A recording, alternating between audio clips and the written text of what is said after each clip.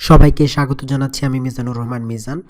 আজকের ভিডিওতে আমরা দেখব কিভাবে আমরা কমেন্ট করতে পারি এবং কমেন্টকে ম্যানেজ করতে পারি সেই ব্যাপারগুলো।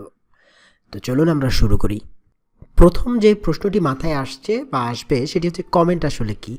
কমেন্ট হচ্ছে আমাদের ব্লগে যখন একটা ভিজিটর কোনো একটা পার্টিকুলার বিষয়ের উপরে বা একটা ব্লগ পোস্টের উপরে হতে পারে, পেজও হতে পারে সেটা, সেখানে যদি কোনো মন্তব্য দিতে চায়, অর্থাৎ আমরা এই যে ফেসবুক পোস্টে যেমন কমেন্ট করি ঠিক তেমন আমাদের ওই পোস্টে যদি তিনি ডিসকাস করতে চান, কোনো একটা ব্যাপারে আলোচনা করতে চান, সেটা যখন করবেন সেইটাকেই আসলে কমেন্ট বলা হচ্ছে। তো কমেন্ট হচ্ছে একটা মেকানিজম, এটাও ওয়ান কাইন্ড অফ পোস্টের আসলে মেটা ইনফরমেশন। তো এই মেকানিজমটা ব্যবহার করে বিভিন্ন রকম কমেন্ট তৈরি করা যায়।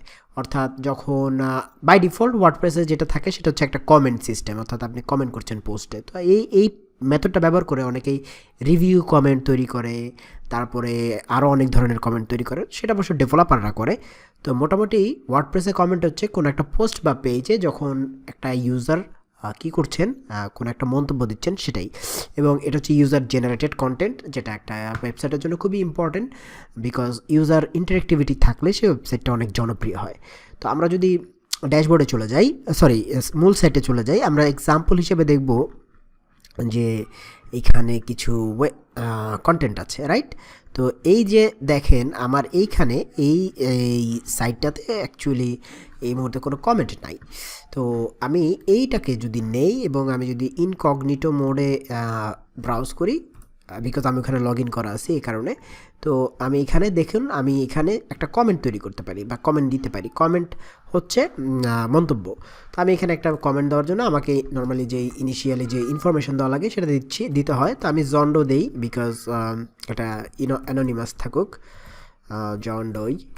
দেন আমি এখানে ইমেল দিচ্ছি jondou@lorem.com। এরকম উল্টাপাল্টা দেওয়া উচিত না। এখানে এই দুটাতে স্টার দেওয়া, দ্যাট মিনস এই দুটো হচ্ছে রিকোয়ার্ড, অ্যান্ড এখানে ওয়েবসাইটটা রিকোয়ার্ড না। তবে যারা কমেন্ট করে তারা আসলে ওয়েবসাইট দেয়, এটা তাদের কাজে আসে। lorem.com দিলাম আর কি। হ্যাঁ, আমি এখানে দিলাম যে lorem ipsum tata what ever. তো আমি যখন পোস্ট কমেন্টে ক্লিক করলাম, আমরা দেখতে পাবো যে আমাদের ইউআরএলের শেষে একটা #comment1, অর্থাৎ এই পোস্টের ফার্স্ট কমেন্ট এভাবে এটা আসবে। তো অ্যাকচুয়ালি এই থিমটাতে আমরা দেখতে পাচ্ছি না কমেন্টটা আসলে কি কমেন্ট হলো, বিকজ এই থিমটাতে সেই মেকানিজমটা নাই, অর্থাৎ কমেন্ট করলে কমেন্ট দেখা যাবে কি যাবে না সেই ব্যাপারটা এখানে নাই। তো এটা অ্যাকচুয়ালি এখানে আসে নাই, তার মানে হচ্ছে এই কমেন্টটা এখনও আমরা দেখতে পাচ্ছি না। মানে দাঁড়াচ্ছে এই কমেন্টটা সাথে সাথে আসবে না, এমনভাবে ওয়েবসাইটের ওনারে এটাকে করেছেন, অর্থাৎ তিনি এটাকে মডারেট করবেন। অর্থাৎ ওই যে আমরা যখন একটা গ্রুপে পোস্ট করি সেটা অ্যাপ্রুভ হওয়ার জন্য যেমন টাইম লাগে, ঠিক তদ্রূপ এই ওয়েবসাইটের অ্যাডমিনিস্ট্রেটর বা অ্যাডমিন সেটাকে যদি অ্যাপ্রুভ করেন তাহলে এখানে দেখা যাবে। তো সেটা দেখব আমরা কোথায়? আমাদের ড্যাশবোর্ডে। চলুন আমরা ড্যাশবোর্ডে চলে যাই।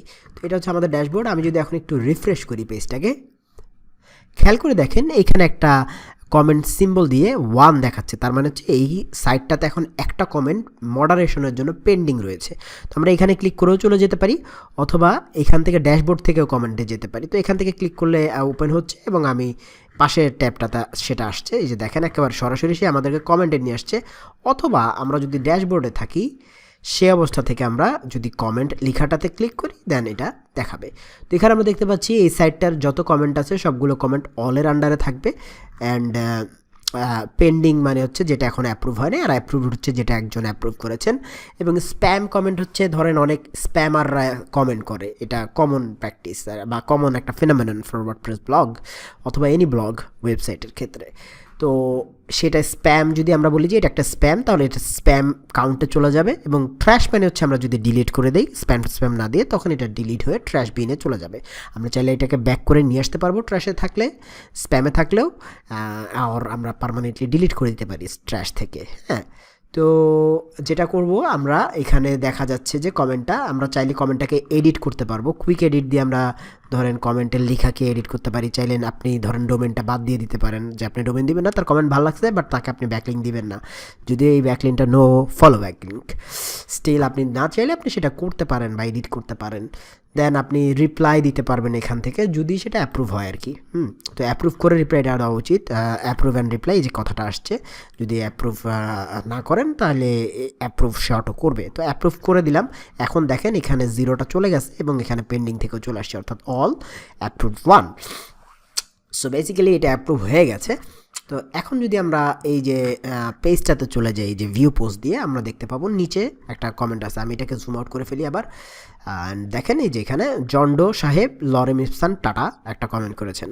তো জন্ডো যিনি, তিনিও এখন চাইলে, ধরেন তিনি তো লগ ইন করা ছিলেন না, স্টিল এখন তিনি কিন্তু সরাসরি কমেন্টটা দেখতে পাবেন। হ্যাঁ, আমরা এখানে দেখতে পাচ্ছি কমেন্টটাকে দেখা যাচ্ছে যে লরে মিফসান টাটা, এবং এটা ব্যাকলিঙ্ক আকারে আছে। ওকে, নাইস। এই যে মডারেট হবে কি হবে না, এই বিষয়গুলো ম্যানেজ করা যায় সেটিংস থেকে, সেটা আমরা পরবর্তী সময়ে দেখব ইনশাল্লাহ। ঠিক আছে, ওকে। সো এই ছিল আজকের ভিডিওর কন্টেন্ট, হোপফুলি ভালো লেগেছে। সবাই কমেন্টটা প্র্যাকটিস করে আমাকে জমা দিবেন। ধন্যবাদ সবাইকে।